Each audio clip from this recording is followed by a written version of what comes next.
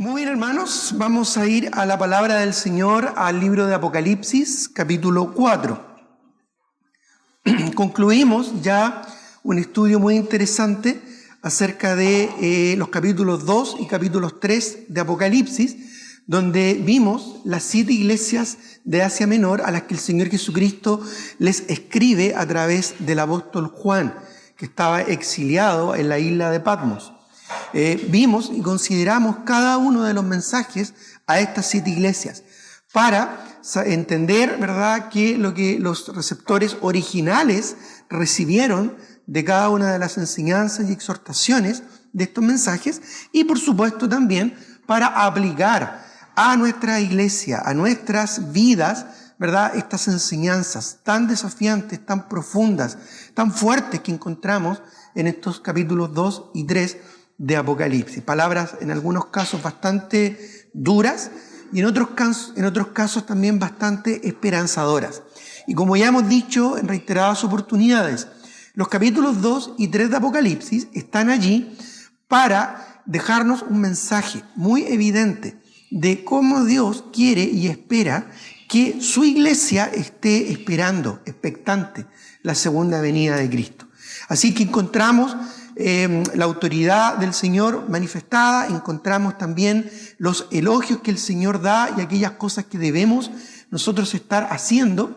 También encontramos la reprensión que da el Señor en algunas iglesias, que nos hace ver que nosotros también debemos tener cuidado de algunas cosas. También vemos, ¿verdad?, la exhortación que nos da el Señor a arrepentirnos o a cambiar o a asumir o a dejar cosas, ¿verdad?, que deberíamos dejar de lado para servir al Señor. Y también vemos prácticamente en cada una de estas iglesias promesas que da el Señor. Promesas de aquellos que están dispuestos a conformarse a la voluntad del Señor. En el capítulo 1 vimos al Cristo glorioso. Ya vimos una visión del apóstol Juan en su espíritu, allá en la isla de Patmos, una visión del Cristo glorioso. Un Cristo majestuoso que es presentado ahí en el capítulo 1, glorioso y maravilloso, donde vimos, ¿verdad?, su gloria, su brillo, su grandeza.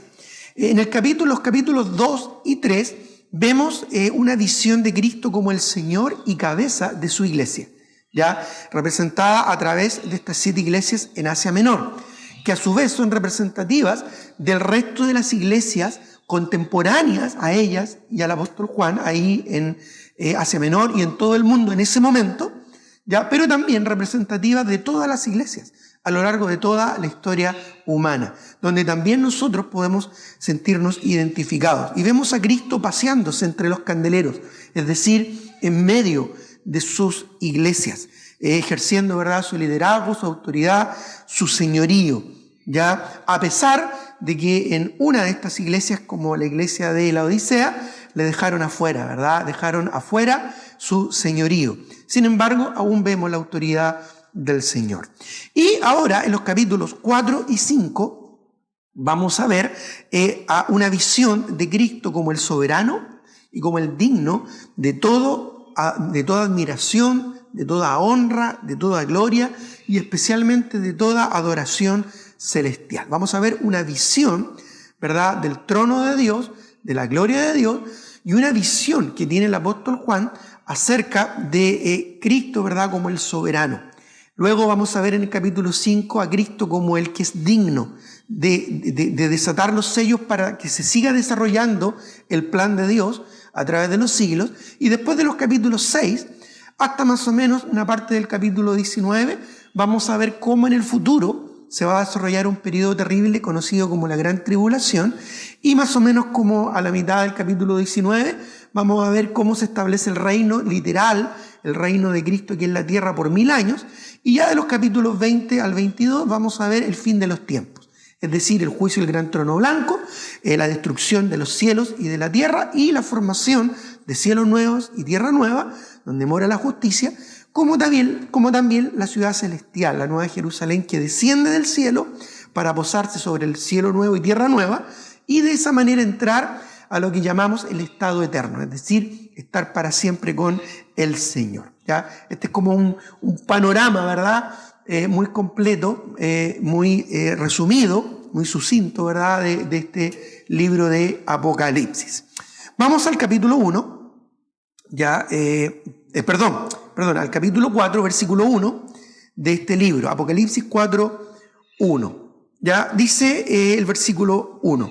Después de esto, miré, y he aquí una puerta abierta, dice, en el cielo.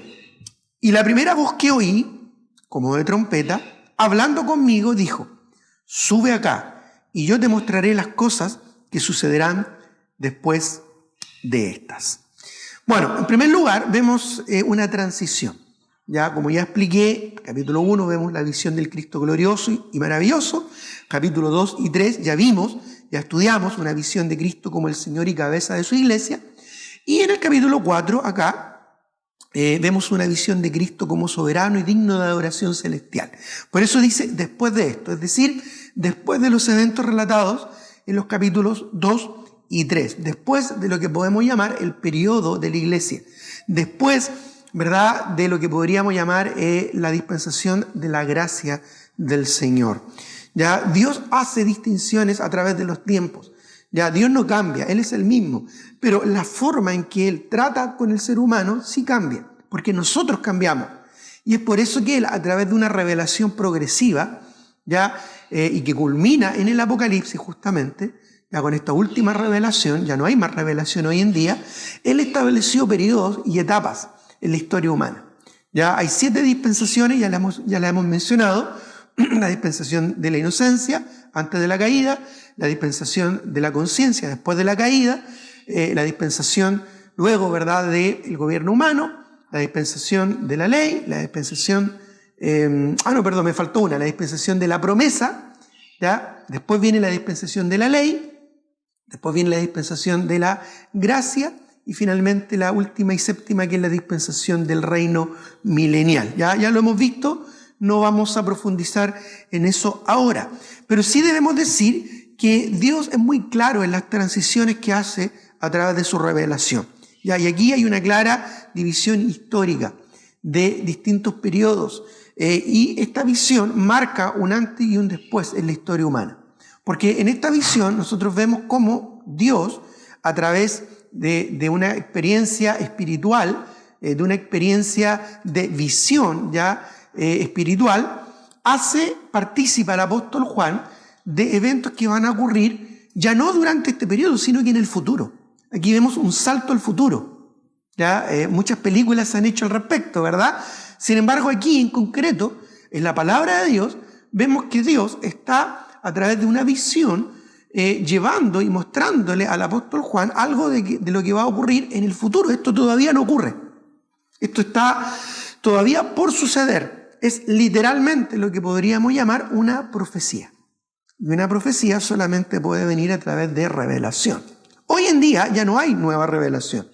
La revelación ya fue completada con el libro de Apocalipsis. Así que, por lo tanto, hoy en día ya no hay profecías, nuevas profecías, en el sentido estricto de la palabra, como una revelación acerca de cosas en el futuro. Sin embargo, acá sí vemos, revelado en la palabra del Señor, la experiencia que tuvo Juan. Después de esto, miré, y esto fue así porque Dios le permitió a Juan tener esta visión, y de una manera espiritual, ya lo vamos a explicar. Dice, y he aquí una puerta abierta. Ya voy a mencionar varios pasajes, algunos los voy a leer, otros no, los puedes anotar. O después, como esto va a quedar grabado y va a ser subido a YouTube, tú después lo puedes volver a repasar y pausar para ir anotando o ir buscando las citas que corresponden. Dice que lo primero que vio una puerta abierta en el cielo.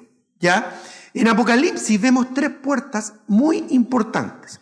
Por ejemplo, la puerta de la oportunidad.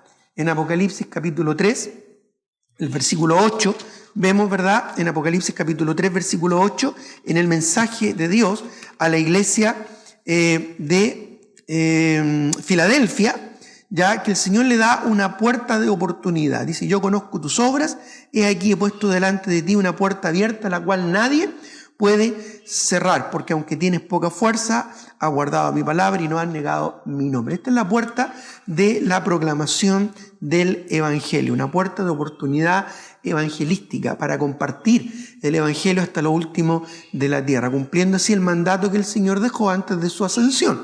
Ya me seréis, cuando les dice, ¿verdad? Por tanto, id y haced discípulos a todas las naciones. Y después, ¿verdad? Cuando les promete allá en Hechos 1:8, y me seréis testigos en Jerusalén, en Judea, en Samaria y hasta lo último de la tierra, con el poder del Espíritu Santo que iban a recibir en unos días más. La segunda puerta que vemos en Apocalipsis es la puerta del corazón y de la voluntad humana. Eso lo vemos en Apocalipsis 3:20, cuando el Señor le da el mensaje a la iglesia de la Odisea. He aquí yo estoy a la puerta y llamo. Ya, si alguno oye mi voz y abre la puerta, yo entraré a él y cenaré con él y él conmigo. Ya lo explicamos ya, Dios nunca se aleja, ya, Dios nunca se aparta de nosotros, pero sí a veces nosotros nos apartamos del Señor. A veces nosotros nos alejamos de Dios. Pero el Señor está ahí, ¿verdad? Como el padre del hijo pródigo, esperando que nosotros recapacitemos y volvamos en arrepentimiento a Cristo. ¿Ya? Ese mensaje fue dado a una iglesia.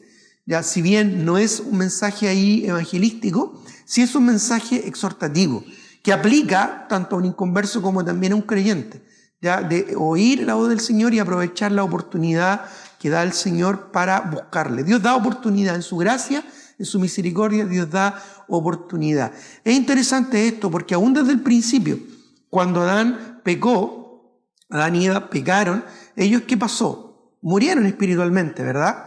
Sin embargo, ellos no perdieron la posibilidad de escuchar la voz del Señor, porque lo que dice inmediatamente después allá en Génesis es que el Señor se paseaba por el huerto y dice que ellos oyeron la voz del Señor, que se paseaba por el huerto. Ellos estaban muertos espiritualmente, pero ellos pudieron percibir que un Dios eterno y soberano, que el Dios que ellos habían conocido antes del pecado, ya quería acercarse y darle una oportunidad. Sin embargo, cuando oyeron la voz de Dios en el huerto, ¿qué hicieron? Se escondieron. ¿Por qué? Porque el pecado avergüenza, ¿verdad? Y los hombres aman más las tinieblas que la luz porque sus obras eran malas. Y el corazón de Adán y Eva, por el pecado, se contaminó. Sin embargo, Dios luego les hace la invitación, ¿ya? Porque les pregunta, ¿ya? ¿Por qué te alejas? ¿Por qué tienen vergüenza? Dios sabía, en realidad, le hace estas preguntas porque quería que ellos pudieran recapacitar y reconocer su maldad. Bueno, finalmente Dios les viste con pieles de animales, ¿verdad? Que el Señor sacrificó para darles a ellos, ¿verdad?, la oportunidad de restaurar su comunión con Él y entre ellos también. Sin embargo, ahí vemos de que Dios da oportunidad, Dios llama a la salvación, a todo aquel que en Él cree, y uno puede escuchar la voz del Señor llamando, pero también tenemos la oportunidad de aceptarlo o de rechazarlo. Ya, esa es la libertad, el libre albedrío que Dios le da a cada ser humano, de aceptar o rechazar el llamado del Señor. Ya sea si es el caso de un creyente, ¿verdad?, de recapacitar y arrepentirse y arreglar cuentas con el Señor, o incluso si es el caso de un incrédulo, de escuchar la voz del Señor, el llamado del Señor y responder ese llamado. ¿Ya? Venid luego, dice Jehová, y estemos a cuenta, dice Isaías. Ya, buscar al Señor mientras puede ser hallado, llamadle entre tanto que está cercano. Y como señala Pablo a los Corintios, hoy es el día de salvación, hoy es el tiempo aceptable. Hay muchos llamados que encontramos en la Escritura. Y luego vemos la puerta de la revelación, que encontramos acá en el capítulo 4, versículo 1, una puerta abierta en el cielo. Obviamente, la puerta fundamental en la vida es Cristo. Cristo dijo ya en Juan capítulo 10, versículos 7 al 9, yo soy, ¿verdad?, el buen pastor, yo soy la puerta del redil, yo soy la puerta de las ovejas. El que por mí entrare, entrará, ¿no es cierto?, y hallará pastos. Bueno, el Señor es esa puerta que nos permite el acceso al Padre. Después dice en el capítulo 14, versículo 6, yo soy la verdad, yo soy el camino, yo soy la vida. Nadie viene al Padre sino por mí. Cristo es esa puerta magnífica, maravillosa, eterna, ya y soberana, que nos da acceso al Padre, el único mediador entre Dios y los hombres, Jesucristo hombre, como dice la Escritura. ¿Ya? Por lo tanto, encontramos muchas puertas en la Escritura. ¿ya? Y todas ellas revisten una significación muy relevante y muy interesante. Pero esta puerta que estaba abierta en el cielo ya es la puerta de la revelación de Dios. Es interesante que también en distintas partes de la Escritura vemos que se abre el cielo. Ya, por ejemplo, en la visión de Dios, allá en Ezequiel capítulo 1, versículo 1, ya no lo vamos a buscar, Ezequiel 1:1, donde Ezequiel tuvo justamente en el río Quebar, ya allá cautivo, ¿verdad?, en Asiria, tuvo la oportunidad de ver una revelación justamente del cielo y del trono celestial, y se abrieron los cielos. Dios permitió esto ya en el Antiguo Testamento con el profeta Ezequiel. También vemos en Marcos 1:10 la manifestación del Espíritu Santo. En Marcos 1:10, cuando Cristo fue bautizado, dice que se abrieron los cielos y descendió el Espíritu Santo en forma de paloma. Se materializó en la forma de una paloma, ¿no es cierto?, representando la pureza, la grandeza, ¿verdad? Y descendió en forma de paloma para atestiguar, para ser testigo, ¿verdad?, del bautismo que el Señor Jesucristo estaba en ese momento llevando a cabo. Y vemos también en la revelación de la gloria de Cristo en Juan 1:51, ya cuando Cristo se reveló ya a Natanael, ya le dijo, ¿verdad? ¿Crees, Natanael, no es cierto? Tú crees por lo que yo te dije, de que te vi debajo de la higuera, pero de ahora en adelante verás al Hijo del Hombre, ¿verdad?, sentado a la diestra del Padre, y una escalera al cielo, ¿verdad?, y ángeles que suben y descienden ya de la presencia del Señor. También ahí se abrió el cielo para ver la revelación de Dios. Y en otros momentos también, como cuando Esteban estaba siendo apedreado, ¿verdad?, y vio al cielo, ¿verdad?, y vio al Señor y dio gloria al Señor. O cuando Pablo también fue arrebatado hasta el tercer cielo. Ya Dios da en la Escritura visiones acerca de este lugar. Muchos dicen, no creemos en el cielo porque no lo hemos visto. Bueno, varias personas han testificado en la Escritura que se han visto una parte pequeñísima del cielo. Pero aquí vemos que Juan se le dio el privilegio de tener una visión mucho más completa. De hecho, el Señor le dijo a Juan, ya algunos que están conmigo no morirán hasta que vean, ¿no es cierto?, mi gloria. Bueno, Juan no murió y efectivamente en esta oportunidad vio la gloria de Dios. Ya después él, de esta visión, por supuesto, él murió. Pero aquí vemos que se cumplió esa palabra. También podemos decir que en el monte de la transfiguración se cumplió la palabra de que iba a ver a Cristo glorificado. Ya, así que efectivamente las palabras de Dios se cumplen. Pero esta puerta abierta en el cielo es tremenda, porque Juan, a través de esta puerta, ingresa y puede ver una escena increíble, ya, de lo que va a suceder en el futuro. Pero lo primero que ve es una adoración celestial. Ya, ahora dice ahí, y la primera voz que oí, esta primera voz es el Señor Jesucristo. Está en Apocalipsis 1:10. Ahí vemos que Jesús habló con Juan en Apocalipsis 1:10. Ya Juan cayó como muerto, se escuchó una voz como de trompeta y era el Señor Jesucristo mismo hablando. Porque después Juan se dio vuelta y vio la gloria de Cristo, al Cristo glorioso. Ya cuando dice, y la primera voz que oí hace referencia a eso, a la que oyó allá en Juan, Apocalipsis 1:10, la voz de Cristo. Y describe esta voz, tal como lo que ocurre allá en el capítulo 1. Dice, como de trompeta. Toma siempre nota que en el libro de Apocalipsis muchas veces se repite la palabra como. También se repite la palabra semejante a. Y esto es porque si bien mucho de lo que encontramos en Apocalipsis es simbólico, si el Señor nos da una pauta más o menos de cómo es eso, ya que nosotros lo desconocemos. O Juan en ese momento no desconocía de alguna forma o no comprendía literalmente cómo era lo que estaba viendo, pero lo describía como algo. Es decir, enseñar, ¿no es cierto?, lo desconocido a través de lo conocido. ¿Ya? Para alguien que no ha visto el mar, por ejemplo, ya recuerdo muchos viajes misioneros que hicimos a Paraguay y como algunos hermanos de Paraguay vinieron acá, ya, y nosotros les llevábamos a conocer el mar porque ellos no conocían el mar.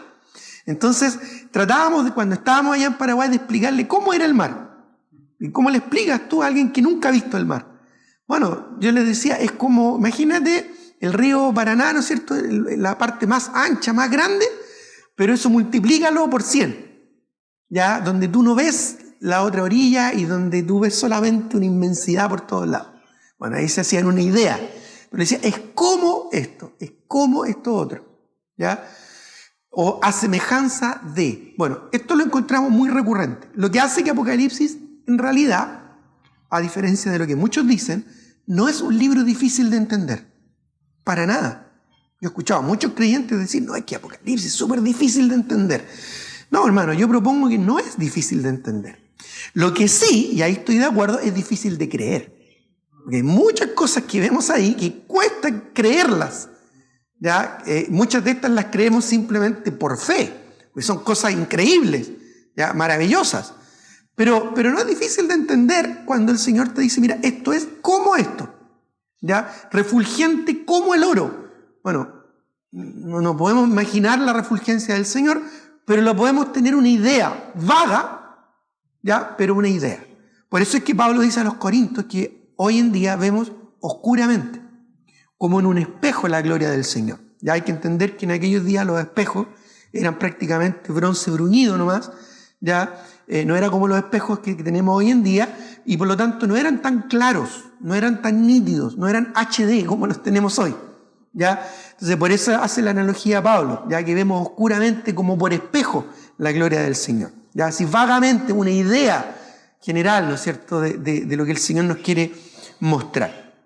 Por eso es que incluso en el contexto después dice que el Señor, mejor que eso, nos deja su revelación escrita. La cosa que ojo no vio, ni oído yo, son las que Dios ha revelado para los que le aman. Es decir, en el contexto ahí vemos que nos dejó la palabra, la escritura, para tener más claridad, un poco más de claridad de aquellas cosas celestiales. Ahora, dice que esta voz era como de trompeta, ya hablando conmigo. Y dijo, suba acá y yo te mostraré las cosas que sucederán después de esto. Bueno, este pasaje es clave, porque esta voz de trompeta, este Cristo que se dirige a Juan, y esta puerta abierta, y este momento, este evento después del tiempo de la iglesia, ya claramente acá nos muestra lo que podemos llamar el rapto pretribulacional, es decir, el arrebatamiento de los creyentes antes de la tribulación. Ya, esta trompeta también la encontramos en 1 Tesalonicenses 4, 13 al 18, esto aquí sí quiero que lo busquemos, 1 Tesalonicenses 4, 13 al 18,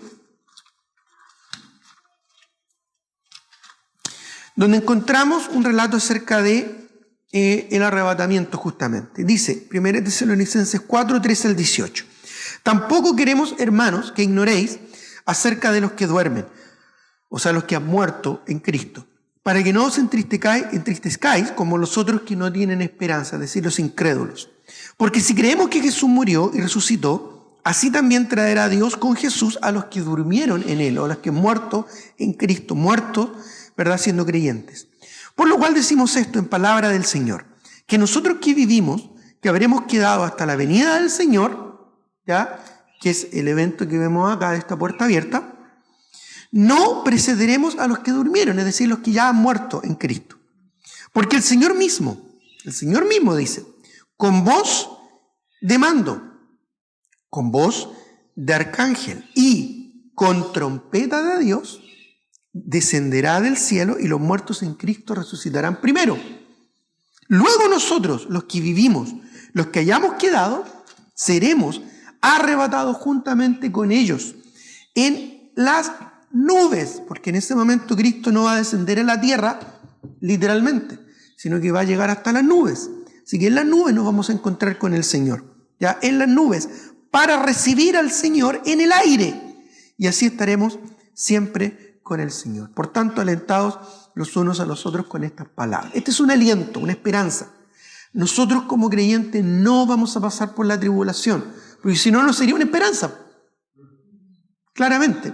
Sin embargo, este es un aliento, una esperanza de que el Señor nos va a venir a buscar en el aire y nos va a llevar a su presencia. Ya explicamos esto un poco en la clase anterior, en la enseñanza anterior, ¿no es cierto?, del rapto pretribulacional. Luego le dice Jesús, volvamos a nuestro texto en Apocalipsis, sube acá, y yo te mostraré las cosas que sucederán después de esto. Bueno, Juan de alguna manera representa acá a todos los creyentes a través de los siglos, los creyentes en Cristo, lo que seríamos los creyentes neotestamentarios del periodo de la gracia o de la iglesia. Sube acá y yo te mostraré todas las cosas que sucederán después de esta. Un pasaje interesante paralelo ya está en Cantares capítulo 2, versículo 13.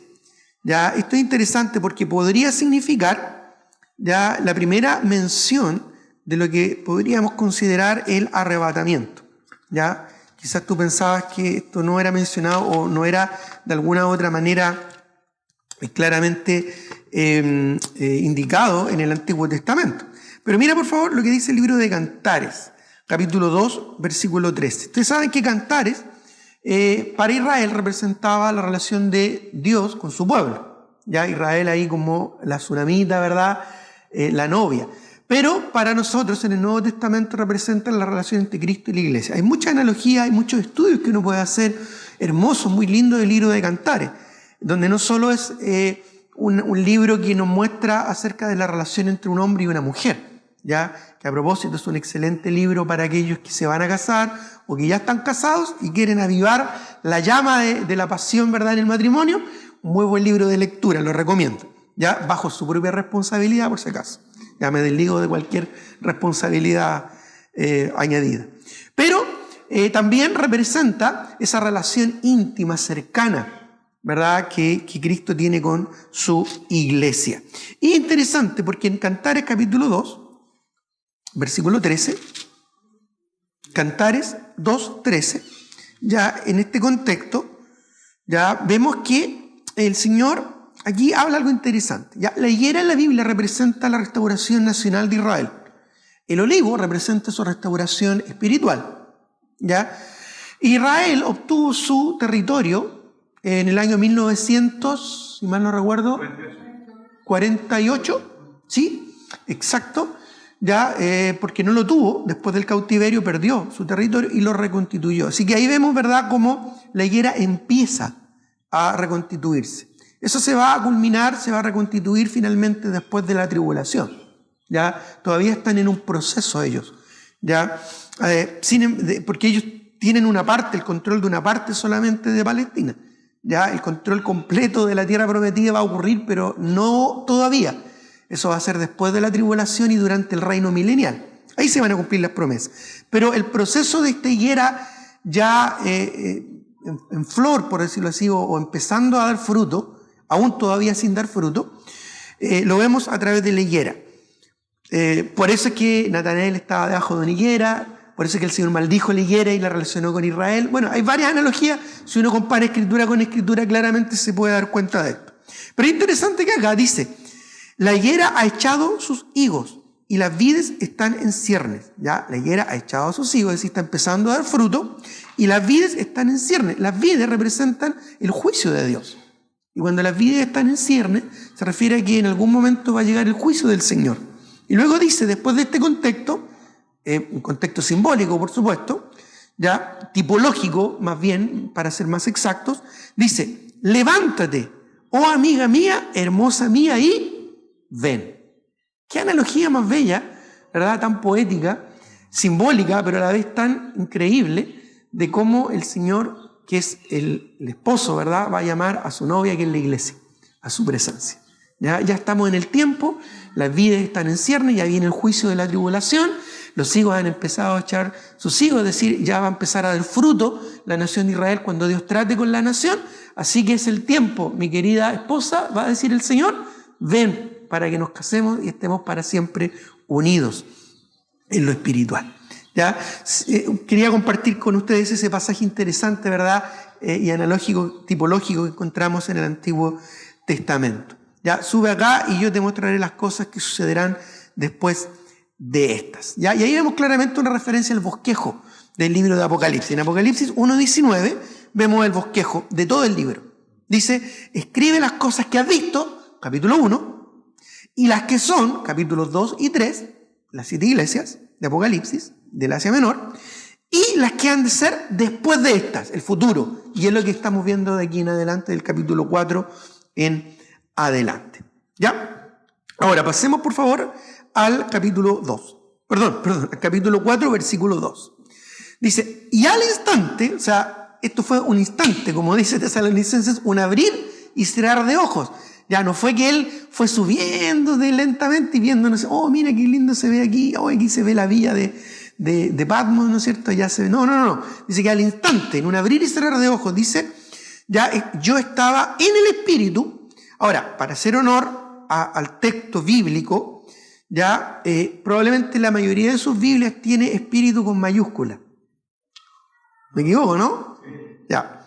Sin embargo, para hacer un honor muy exacto, ¿verdad?, al texto, en primer lugar, en el idioma original no hay artículo. Así que hay que quitar el. Simplemente se lee en espíritu. Y ahí espíritu no es con mayúscula, es con minúscula. Lo más probable es que haga referencia no al Espíritu Santo aquí, sino que al Espíritu de Juan, en el cual él tuvo esta visión. ¿Ya? Creo que esto ya lo expliqué también en el capítulo 1. Básicamente, Juan aquí, esto está en el capítulo 1, versículo 10, que dice que tuvo una visión en espíritu.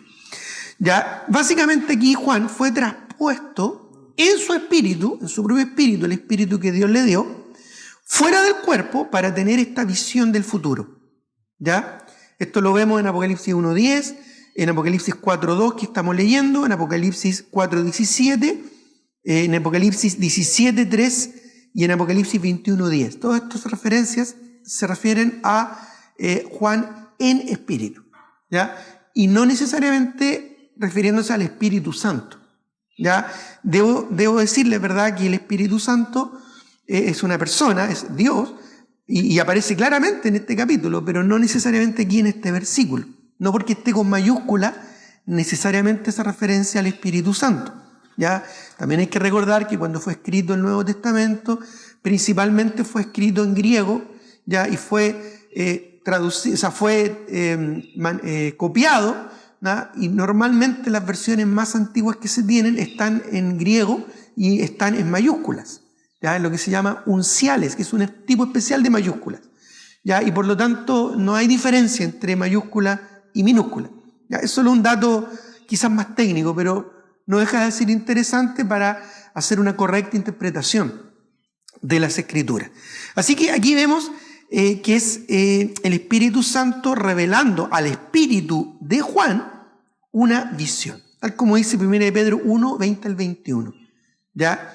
Que el Espíritu Santo, ¿no es cierto?, cuando dice, porque ninguna profecía es de interpretación privada, sino que el Espíritu Santo de Dios, ¿no es cierto?, tomó a ciertos hombres santos para revelarles, ¿ya?, su palabra, revelarles su voluntad. Dice, ninguna profecía es de interpretación privada, sino que los santos hombres de Dios fueron inspirados por el Espíritu Santo.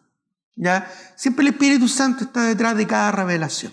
Así que sí podemos decir que fue el Espíritu Santo, pero que reveló al Espíritu de Juan una visión.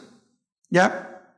Una visión acerca del futuro. Esto, por supuesto, fue en espíritu, ¿ya? No en cuerpo literal, porque en cuerpo literal no podría haber sobrevivido un viaje en el tiempo, pero sí en lo espiritual, ¿ya? Esto nos parece maravilloso, increíble, ya casi de ciencia ficción, ¿ya? Esto es mucho más increíble que Volver al Futuro, ¿ya? Esa película muy antigua de los años 80. ¿Ya? Esto es más rápido, más increíble, no se necesita ahí un vehículo, ¿verdad?, ya un McLaren para poder, ¿no es cierto?, ir al futuro. Simplemente que el Señor lo hace y lo hace así en un instante, ¿sí?, en un abrir y cerrar de ojos. Increíble, ¿verdad? Por eso dije, no es difícil de entender. Ahora, sí quizás es difícil de creer para muchas personas, eso sí lo puedo conceder, ¿ya? Así que Juan en espíritu fue traspuesto. No es la primera vez que esto ocurre. Muchos profetas como Ezequiel y otros también, Isaías, tuvieron esta experiencia. El mismo apóstol Juan, que dice que en el cuerpo o fuera del cuerpo, no lo sé, Dios lo sabe, fue arrebatado hasta el tercer cielo, el paraíso, donde dio palabra inefable que no les daba al hombre expresar. Eso está en el 2 Corintios capítulo 12, ¿ya? Del 1 al 4. Ahora, no es extraño para el Señor, ni es imposible para el Señor. Dios, para Él no hay pasado, presente ni futuro. Él está en un tiempo continuo y Él, en su voluntad y en su gloria, puede hacer lo que Él quiere.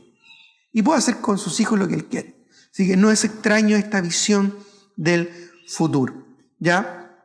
Dice, y al instante estaba yo en espíritu y aquí un trono establecido en el cielo y en el trono uno sentado. Interesante que la otra profecía donde podemos ver el trono de Dios está en Ezequiel, pero ahí el trono de Dios en Ezequiel se ve desde abajo. Se ve como la gloria del trono, pero desde abajo. Si uno lo lee, interesante. Pero aquí no, aquí lo es frente a frente. Y otra cosa interesante es la palabra trono, ¿ya? Porque es una de las palabras más repetidas en este capítulo y en otros posteriores. Solo en el capítulo 4 la palabra trono se repite 13 veces. Después lo puedes buscar, ¿no es cierto? Con tiempo y con calma, puedes buscar, se repite 13 veces la palabra trono. 11 de estas 13 veces hace referencia al trono de Dios. Y en otro momento hace referencia a unos tronos con ancianos que ya los vamos a ver, ¿ya? Pero 13 veces se menciona esta palabra, así que debe ser importante, ¿no? ¿Ya? Debe ser relevante. Se está enfatizando algo aquí, ¿ya? De la importancia de esto. Y no es menor, porque va a empezar a detallar cosas del futuro. Y esto da a entender de que hay alguien que está sentado en el trono y que tiene el control. El trono es representativo del control, del dominio, de la soberanía. Entonces, no es menor que lo primero que ve Juan, lo primero que se establece en esta visión es quién tiene el control. Ya, el control no lo tienes tú, el control no lo tengo yo, el control no lo tienen las Naciones Unidas, el control no lo tiene el sistema de salud mundial, ya, el control no lo tienen los gobernantes extranjeros, el control no lo tienen los Illuminati, ya por si acaso, no sabían, tampoco lo tienen, ¿verdad?, los grupos conspirativos que muchos comentan hoy en día. No, el control lo tiene Dios. Él está sentado en el trono. ¿Ya? Por eso que lo primero que se establece aquí es eso.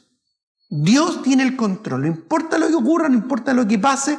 Muchos quizás creyentes primitivos pensaron, oh, qué terrible, toda esta conspiración contra nosotros, ¿verdad? Y el emperador Domiciano que nos persigue y nos mata o nos lleva, ¿no es cierto?, a la arena, ¿verdad?, en el Coliseo romano para que nos maten las fieras salvajes, y muchos pensaban de que el emperador tenía el dominio. No, aún en esos días, y hoy en día es Dios quien sigue teniendo el control. Él no ha perdido el control, ya, Él tiene el control de todas las cosas. Así es que es claramente aquí, esta visión que tiene Juan, queda claramente establecido aquí quién manda, ¿ya? Por eso es que la palabra trono es tan reiterativa. Está enfatizando aquí el control de Dios, ¿ya? El dominio del Señor. ¿Ya? Por eso dice que estaba en espíritu, vio un trono establecido en el cielo y en el trono ya uno sentado. La visión de Ezequiel está en Ezequiel 1, 26 al 28. Después lo puedes buscar, Ezequiel 1, 26 al 28, ya, donde vio también un trono, pero lo vio desde abajo. Aquí Juan lo está viendo frente a frente. Tremenda experiencia. Ahora, pasemos al versículo 3. Dice, y el aspecto del que estaba sentado era semejante a piedra de jaspe. Ya, era semejante a piedra de jaspe. Es interesante que esa piedra de jaspe en realidad, ya más que el jaspe que conocemos nosotros hoy en día, ya hace referencia a un tipo de piedra preciosa. Ya, hoy en día nosotros conocemos una piedra que se llama jaspe, pero no es lo mismo que menciona acá, ya, sino que probablemente hace referencia a un diamante transparente. ¿Ya? Esto lo vemos confirmando escritura por escritura. Apocalipsis 21:11, por ejemplo, nos aclara, ¿no es cierto?, que esta piedra era una piedra transparente. Apocalipsis 21:11, ya lo voy a leer yo solamente, dice, teniendo la gloria de Dios y su fulgor era semejante al de una piedra preciosísima, como piedra de jaspe, diáfana como el cristal. ¿Ya? A veces lo que nosotros entendemos en nuestro español no necesariamente es lo mismo que expresó el autor original. Entonces, ¿cómo lo podemos saber? Comparando escritura con escritura y acomodando lo espiritual a lo espiritual. No acomodando lo espiritual a lo intelectual. ¿Ya? Tampoco, ya como es común hoy en día, acomodando lo espiritual a Wikipedia. A ver qué dice Wikipedia. No. O a San Google, como dicen algunos. ¿Ya? No acomodamos lo espiritual a lo tecnológico o a lo moderno, sino que acomodamos lo espiritual a lo espiritual, comparando escritura con escritura, pasaje con pasaje. Y ahí acomodamos, es decir, adaptamos una interpretación, ¿no es cierto?, que coincida con lo que la misma escritura enseña. ¿Ya? Eso es solo un breve repaso de hermenéutica bíblica, ¿ya?, para que sepamos y enfatizar siempre cómo interpretar correctamente la escritura.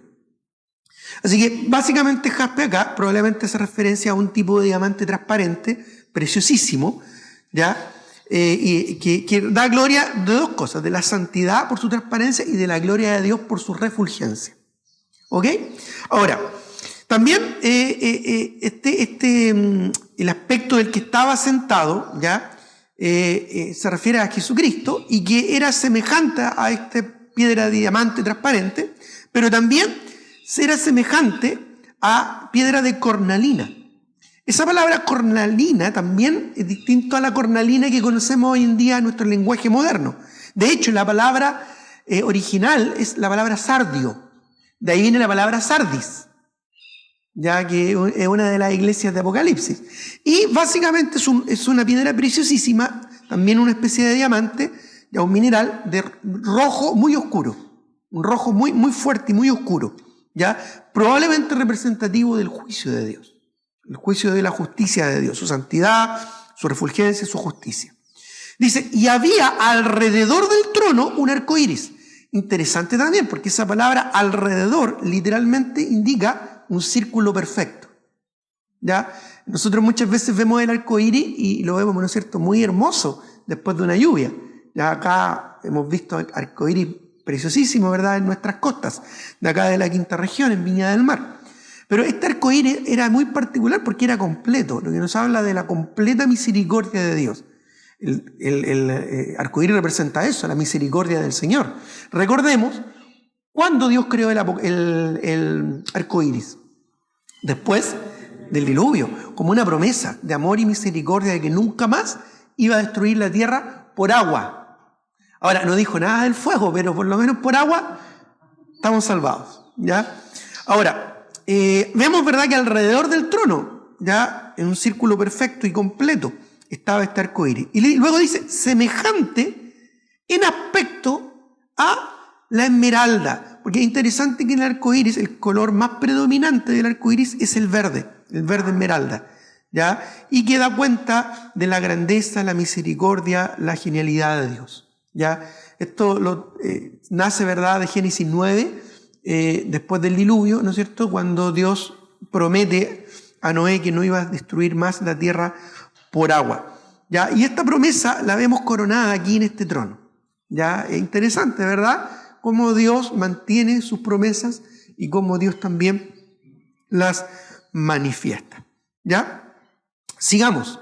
En el versículo 4 de Apocalipsis 4, ¿ya?, sigue hablando acerca de este personaje y de este trono, ¿ya? Interesante que da bastante detalle del trono en sí, del trono mismo, ya más allá de la persona que está sobre el trono, ya nuevamente enfatizando su soberanía, su poder, su autoridad, su grandeza.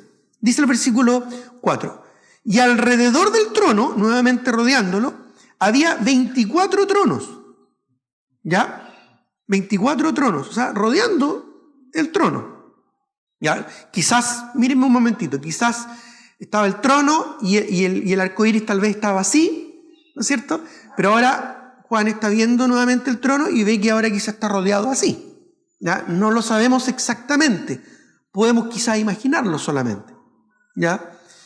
Ahora, dice que alrededor del trono había 24 tronos y vi sentado en los tronos a 24 ancianos de ropas blancas con coronas en sus cabezas. Ahora, se ha debatido, pero muchísimo, quiénes son estos 24 ancianos. Ya he estado estudiando bastante acerca de esto. Ya algunos postulan que estos 24 ancianos son 12 representantes del Antiguo Testamento por las 12 tribus de Israel y 12 representantes del Nuevo Testamento, ya por los apóstoles. Algunos, de hecho, señalan que son los apóstoles. Otros señalan que son representantes solamente de la iglesia, no necesariamente los apóstoles, ¿ya? Otros señalan de que no son ni lo uno ni lo otro, ¿ya? Sino todo lo contrario, no. Sino que son ángeles, ¿ya? Ángeles que están en la presencia del Señor, ¿ya? Adorándole. Y que estos ángeles, de alguna manera, representan, ¿no es cierto?, la historia del hombre.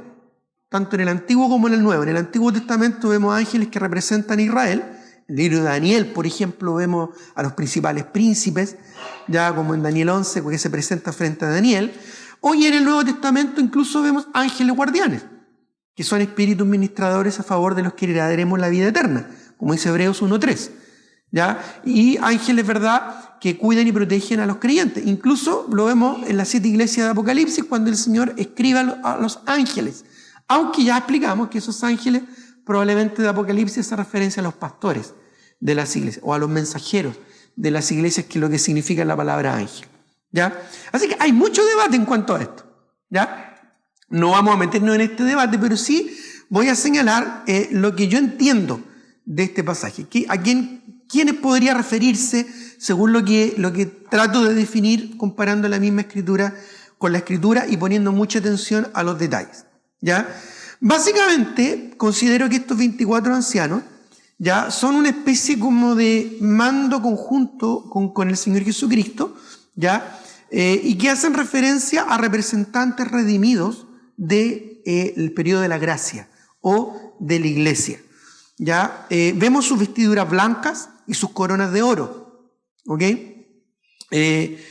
Parecen, ¿no es cierto?, todo esto indicar que hace referencia a creyentes redimidos, creyentes neotestamentarios, ya representantes de la iglesia que están ahí para alabar de una manera constante y permanente al Señor. ¿Ya? Y estos redimidos básicamente no pueden ser la nación de Israel. Así que descartamos a los 12 de Israel. ¿Ya? ¿Por qué? Bueno, porque la nación de Israel todavía, Dios no trata con la nación de Israel. Eso lo va a hacer del capítulo 6 en adelante, en la tribulación. ¿Ya? La nación de Israel todavía no ha sido salvada, ni glorificada, ni coronada. ¿Ya? Lo cual está reservado para más adelante de los tiempos. De hecho, en Apocalipsis 19 vemos algo así como la resurrección de los santos del Antiguo Testamento. ¿Ya? Su resurrección y gloria de Israel vendrá al final de los tiempos, después de los 7 años de tribulación. Eso lo vemos en Apocalipsis 19 y también en Daniel 12, del 1 al 3, cuando vemos que van a ser resucitados para la gloria, ¿ya? Y que resplandecerán como el firmamento. Daniel 12, del 1 al 3. Así que descartamos a los de Israel, porque en este momento todavía Dios no trata con Israel. Dios aquí todavía está tratando y está tomando a su iglesia. Así que esta visión que tiene de estos 24 ancianos, no creo que sea la nación de Israel, por lo que yo le he compartido. Además, que como son coronados, con coronas de oro y con vestiduras blancas, claramente hace referencia a la obra directa de Cristo de justificación y a la premiación del tribunal de Cristo. ¿Ya? Cosa que claramente está reservada para la iglesia, no para la nación de Israel. ¿Ya? Así es que solo hay un grupo de creyentes completo y glorificado en este punto y redimido, que es la iglesia. De tal manera que lo que vio Juan probablemente fueron representantes de la iglesia. Aquí los ancianos representan a la iglesia, que entonan un cántico de redención. Más lo vamos a ver después en el capítulo 5, cuando ellos dan testimonio, porque tú nos has redimido. ¿Ya? Después voy a explicar más en detalle eso, porque también tiene una sutileza. Pero después lo voy a explicar cuando lleguemos al capítulo 5, así que tienen que venir el próximo domingo. ¿Ya? Y básicamente habla de que ellos fueron redimidos por la gracia de Jesucristo. Así que claramente y todo indica que se refiere a representantes del Nuevo Testamento. Ahora, ellos son los vencedores, porque tienen sus coronas. Eso representa las coronas. Y por eso que prácticamente cada mensaje de las 7 iglesias de Apocalipsis termina diciendo el que venciere. ¿Os acuerdan que correctamente dice el vencedor? ¿Y quién es el vencedor? El que cree en Cristo, como dice Primera de Juan, capítulo 5, que con cuya fe ha vencido el mundo, etcétera, etcétera. Así que todo indica, comparando escritura con escritura, que no tiene nada que ver con Israel. ¿Ya? Y están viviendo en un lugar preparado para ellos con el Señor, en el cielo. Jesús dijo, voy pues a preparar lugar para vosotros, para que donde yo esté, vosotros también estéis. Se lo dice, ¿no es cierto?, a sus discípulos allá en Juan capítulo 14. Ahora, no sé si necesariamente van a ser los apóstoles. ¿Por qué digo esto? Porque Juan, ya el apóstol Juan, que estaba mirando, ya al parecer no es uno de ellos. Interesante. A menos que, y esto ya ahí lo dejo al criterio de cada uno, que él se esté viendo a sí mismo en el futuro. ¡Wow! Una paradoja, ¿no es cierto? Interesante. Por eso digo, la Biblia no es difícil de entender, pero sí a veces de creer. Ya, quizá en el espíritu fue traspuesto y fue llevado al futuro y él se vio a sí mismo sentado ahí entre los 12. No lo dice y es muy concordante con la actitud de Juan, porque aún en su evangelio él ni siquiera se llama a sí mismo. Dice, el que da testimonio de estas cosas, dice en Apocalipsis, y en Juan, ¿no es cierto?, habla del amado, pero no se refiere a sí mismo él, yo, Juan, el apóstol. No, no, no. Él es muy humilde en eso. Entonces quizás por eso también aquí no lo mencionó. Así que puede ser, no podemos ser acá en este aspecto dogmáticos, ¿ya? Porque es interesante que Juan está viendo a estos 12, pero él entonces se estaría viendo a sí mismo si es que eran los apóstoles, porque él era uno de los apóstoles, ¿ya? Son detalles que a veces uno los lee, los pasa por alto y no los reflexiona. Ahora, ya dije que estos ya han sido redimidos, victoriosos, glorificados, recompensados con corona, entronizados, justificados con ropas blancas y posicionados ante el trono para adorar, honrar y alabar al Señor. Así que, como dije, solo pueden ser representantes neotestamentarios del periodo de la iglesia, ¿ya? Como dije en Apocalipsis 5:9, más adelante lo vamos a ver en la próxima enseñanza, dice, ellos alaban diciendo, nos has redimido, ¿ya? Aunque en realidad dice literalmente, has redimido, pero ahí lo vamos a estudiar cuando lleguemos ahí. Ahora, pueden ser creyentes predominantes de la historia de la iglesia, incluidos los apóstoles. Recordemos que allá en Mateo 19:28 el Señor le promete a sus discípulos, a sus apóstoles en particular, que se iban a sentar sobre 12 tronos para juzgar a la nación de Israel. Puede ser que ellos ya están sentados en el trono, expectantes a los 7 años de tribulación para ejecutar juicio sobre la nación de Israel. Puede ser. O pueden ser incluso ángeles especiales que representan a la iglesia. Pero como habla de estos seres como vencedores, como justificados, como coronados y como redimidos, me da más la idea de que tiene que ver con representantes de la iglesia y no con ángeles, ¿ya? Algunos incluso llegan a postular que pueden ser 12 ángeles y 12 representantes de la iglesia o los 12 apóstoles. Ya ahí ya no me meto más en profundidad. Se los dejo al estudio e interés de cada cual. Pero sí podemos descartar por lo menos a la nación de Israel, ¿ya? Y es interesante también indicar, solamente a modo de conocimiento general, que en el Antiguo Testamento, ya para el tabernáculo, allá en Crónicas, en Segunda de Crónicas, ya es interesante que básicamente también habían 24 órdenes sacerdotales para adorar a Dios en el tabernáculo. Entonces no es extraño que el Señor, siguiendo con este mismo concepto, ya totalmente distinto, no con Israel, sino que en relación a la iglesia, también haya establecido 12 representantes para que estén adorando permanentemente ante el Señor, ¿ya? Representantes que después los vamos a ver que echan sus coronas delante del Señor, dando a entender de que toda don, toda dádiva, todo don perfecto desciende del Señor y ellos lo entregan en adoración a Cristo. O sea, todo lo que ellos hicieron, en realidad, la adoración verdadera la merece el Señor, ¿ya? Ahora, de este trono, dice, y con estos 24 ancianos, a propósito de la palabra anciano, ahí la palabra presbíteros, ya, que significa simplemente una persona en honor, ya, no necesariamente tiene que ver con aspecto cronológico, ya, de edad. Puede que sí hayan sido ancianos en términos cronológicos, pero no necesariamente, ya. Aunque si uno de ellos era Juan ya tenía como 90 y tantos años, así que tiene que haber sido ancianito ya a esa altura. Ahora, en el versículo 5 de Apocalipsis 4 dice, y del trono salían relámpagos y truenos, voces, y delante del trono ardía 7 lámparas de fuego, las cuales son los 7 espíritus de Dios. De este trono dice que salían relámpagos y truenos, símbolos del poder, majestad y la gloria del Señor, ¿ya? No lo busquen, pero en Apocalipsis 77:18, perdón, en Salmo, no Apocalipsis, Salmo 77:18, ya habla acerca de lo que significa estos truenos y relámpagos. En Salmo 77:18, ya lo voy a leer yo, dice, la voz de tu trueno, hablándole a Dios, estaba en el torbellino. Tus relámpagos alumbraron el mundo, se estremeció y tembló la tierra.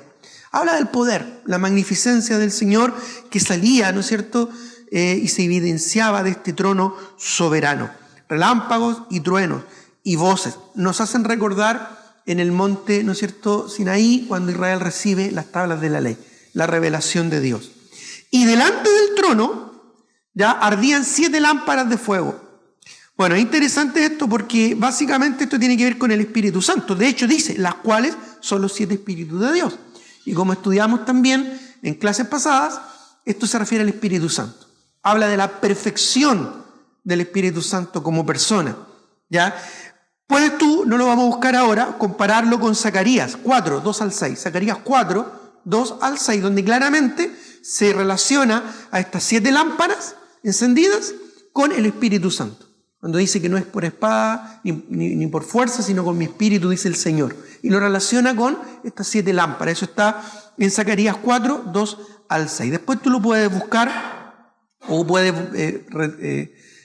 visualizar, ¿no es cierto?, el video que está siendo grabado, y ahí vas a poder, ¿no es cierto?, compararlo y confirmarlo, ¿no es cierto?, que se refiere al Espíritu Santo. Ahora, en Apocalipsis 4, 6, dice, y delante del trono había como un mar de vidrio semejante al cristal. Este mar de vidrio también lo hemos visto en Éxodo 24, 10, cuando Moisés recibe las tablas de la ley, y en Ezequiel 1, 26, cuando Ezequiel ve la gloria de Dios. Y básicamente se refiere a la gloria inalcanzable y majestuosa de Dios, ¿ya? También habla de que junto al trono y alrededor del trono, ¿ya?, probablemente porque se estaban permanentemente moviendo. De hecho, son seres movibles, que claramente sí lo vemos en Ezequiel, que se mueven siempre hacia adelante. ¿Ya? Había 4 seres vivientes, llenos de ojos. Estos que están llenos de ojos se refiere al conocimiento y sabiduría.